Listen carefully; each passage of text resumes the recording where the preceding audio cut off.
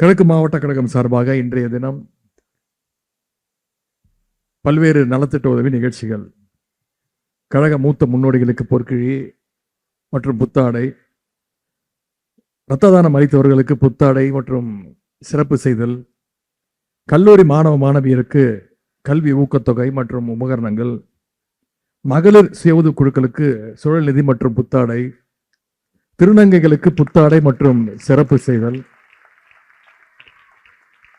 விளையாட்டு குழுக்களைச் சேர்ந்த விளையாட்டு வீரர்களுக்கு ஸ்போர்ட்ஸ் எக்யூப்மெண்ட் விளையாட்டு உபகரணங்களை வழங்குதல், அதோடு சேர்த்து தையல் வகுப்பு முடித்த சகோதரிகளுக்கு 300 பேருக்கு தையல் மிஷின், மாற்றுத்திறனாளிகள் சகோதர சகோதரிகளுக்கு நலத்திட்ட உதவி நிகழ்ச்சின்னு இன்னைக்கு மட்டும் இன்றைக்கு இந்த அரங்கத்தில் சுமார் 1500 பேருக்கு நலத்திட்ட உதவி நிகழ்ச்சிகளை அண்ணன் சேகர்பாபு அண்ணன் அவர்கள் இவ்வளவு சிறப்பாக ஏற்பாடு செஞ்சிருக்கிறார். இதில் கலந்து கொள்ள வாய்ப்பளித்த அண்ணன் சேகர்பாபு அவர்களுக்கு முதல்ல என்னுடைய நன்றியை, வணக்கத்தை உங்க அத்தனை பேரின் சார்பாகவும் பயனாளிகளின் சார்பாகவும் நான் தெரிவிச்சுக்கிறேன். போராளிகள் சாவதில்லை, போராளிகள் வீழ்வதில்லை அப்படிங்கிற தலைப்பில் இன்னைக்கு அண்ணன் சேகர்பாபு அவர்கள் இந்த நிகழ்ச்சியை ஏற்பாடு செஞ்சிருக்கிறார். தொடர்ந்து 10 நிகழ்ச்சிகள், 9வது நிகழ்ச்சியாக இன்றைக்கு இந்த நிகழ்ச்சி நடந்து கொண்டிருக்கிறது. கலைஞருடைய நினைவு நாளை முன்னிட்டு இந்த 10 நிகழ்ச்சியிலும் சிறப்பாக அண்ணன் சேகர்பாபு அவர்கள் ஏற்பாடு செஞ்சிருக்கிறாரு. கலைஞர் அவர்கள் தன்னுடைய வாழ்நாள் முழுவதும் அனைத்து தரப்பு மக்களுடைய வளர்ச்சிக்காகவும் முன்னேற்றத்திற்காகவும் தன்னுடைய இறுதி மூச்சு வரை வாழ்ந்தவர் தான் டாக்டர் கலைஞர் அவர்கள். இன்னைக்கு அவர் வழியில மாணவர்கள், மகளிர், மாற்றுத்திறனாளிகள், மூத்த குடிமக்கள், திருநர்கள், கழக மூத்த முன்னோடிகள்னு அனைத்து தரப்பு மக்களுக்கும் பயன் தர்ற மாதிரி இன்னைக்கு இந்த நிகழ்ச்சி சிறப்பாக ஏற்பாடு செய்யப்பட்டிருக்கு. இது போன்ற நலத்திட்ட நிகழ்ச்சிகள் பல்வேறு நூற்றுக்கணக்கான நிகழ்ச்சிகளை அண்ணன் சேகர்பாபு அவர்கள் ஏற்பாடு செஞ்சிருக்கிறார். நானே பல நிகழ்ச்சியில் இதே அரங்கத்தில் பல முறை கலந்து கொண்டிருக்கிறேன். அதனால நம்ம இது ஏதோ புதுசா இன்னைக்கு கொடுக்கல. அண்ணன் சேகர்பாபு அவர்கள் சொன்னது போல ஆளுங்கட்சியா இருந்தப்பவும் கொடுத்துருக்கிறோம், இப்போ எதிர்கட்சியா இருக்கப்பவும் அதை விட வேகமா கொடுத்துக்கிட்டு இருக்கிறோம்.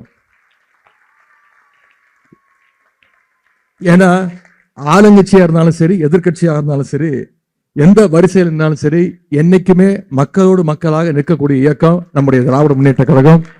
அதைத்தான் கலைஞர் அவர்கள் நமக்கு கற்றுக் கொடுத்தாரு. நம்முடைய தலைவர் அவர்கள் அதை சொல்லித்தான் நம்மளை வளர்த்திருக்கிறார். குறிப்பா இன்னைக்கு ஆளுங்கட்சியா இருக்கிறவங்களை பத்தி நான் உங்ககிட்ட சொல்ல வேணாம். எல்லாரும் இன்னைக்கு லைவ்ல பார்த்துக்கிட்டு இருக்கீங்க, தொலைக்காட்சியில பார்த்துக்கிட்டு இருக்கிறீங்க.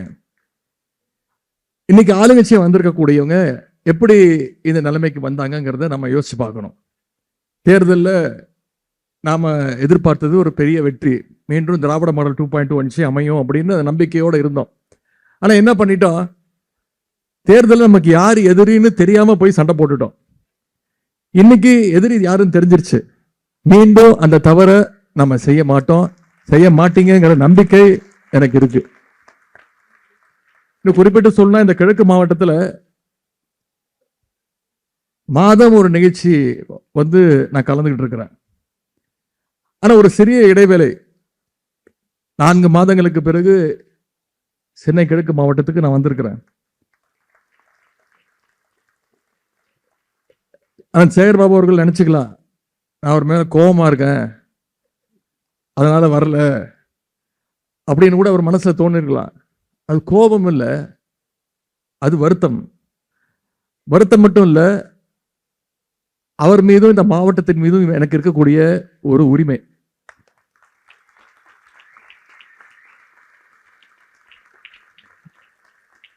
எத்தனையோ காரணங்கள் சொல்லலாம்.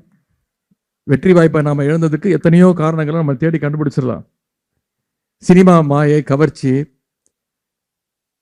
இளம் தலைமுறையினர் சோசியல் மீடியாவிலையும் போன்லையும் முழுக்க முழுக்க ஒரு கவர்ச்சியால் ஈர்க்கப்பட்டு திராவிட மாடல் அரசுடைய திட்டங்கள், நம்முடைய தலைவருடைய திட்டங்கள்லாம், சாதனைகள்லாம் போய் இந்த இளம் தலைமுறை போய் சேரல, அதனால இந்த வெற்றி வாய்ப்பை இழந்துட்டோம், இப்படி எத்தனையோ காரணங்களை சொல்லி நம்மளை நாமே சமாதானப்படுத்திக்கலாம்.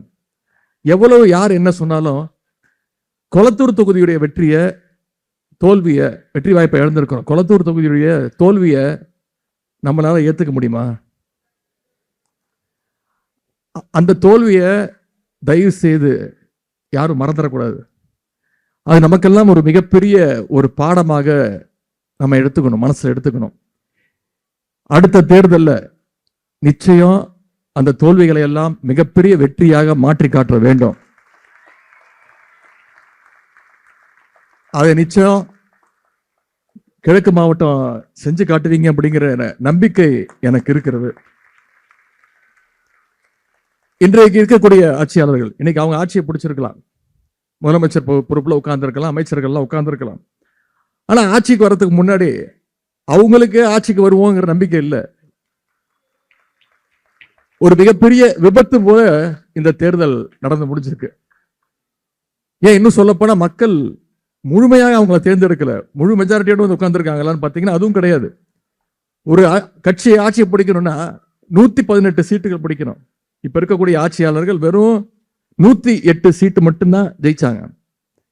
இன்னும் சொல்ல போனா நம்முடைய தலைவர் பேரை சொல்லி நம்முடைய உடன்பிறப்புகள் களத்துல வேலை பார்த்து வெற்றி பெற்றவங்களுடைய தயவுல தான் இன்னைக்கு இந்த ஆட்சி நடந்துட்டு இருக்கு. நாம தைரியமா சொல்லலாம், நம்மளோட தயவுல தான் இன்னைக்கு இந்த ஆட்சி நடந்துட்டு இருக்கு. தலைவருடைய தயவுலாம் இன்னைக்கு இந்த ஆட்சி நடந்துட்டு இருக்கு. நம்மளுடைய தலைவர் போட்ட பிச்சையில தான் இன்னைக்கு இந்த ஆட்சி நடந்துகிட்டு இருக்கு.